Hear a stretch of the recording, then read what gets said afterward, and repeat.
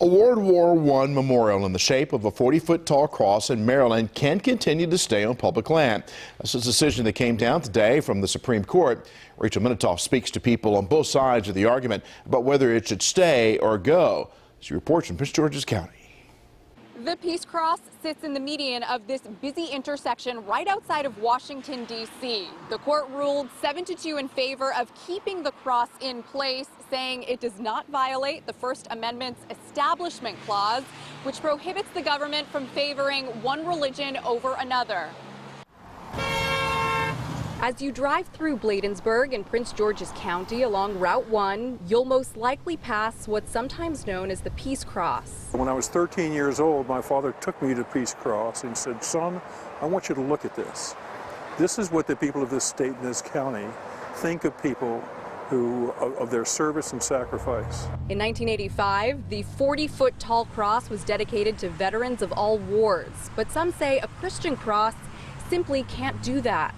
The military is made up of diverse faith groups and no faith group at all. And a sectarian religious symbol that clearly memorializes one faith over others actively disrespects the sacrifice that folks have made from all different faith groups. Sarah Henry is with the American Humanist Association, one of the groups challenging the cross's presence on public property. They argue the Peace Cross should be moved to private property or modified into a non-religious monument. It's frustrating to see the Supreme Court approve Christian majority favoritism at the expense of veterans of all faiths and none who do not feel appropriately honored by a sectarian religious symbol. The Supreme Court ruled to keep the Peace Cross in place, saying, quote, "The cross does not offend the Constitution." Defenders of the cross include the American Legion, which says Thursday's ruling comes as a relief. It makes veterans memorials that have reference to religious items on them constitutional, and people who object to them have to prove that they're not constitutional. Maryland Governor Larry Hogan called the ruling a great victory.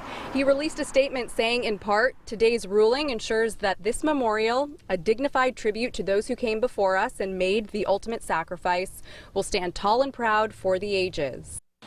The two justices who disagreed with the ruling wrote, quote, "The principal symbol of Christianity around the world should not loom over public thoroughfares." Reporting from Prince George's County, I'm Rachel Minatoff for WJZ.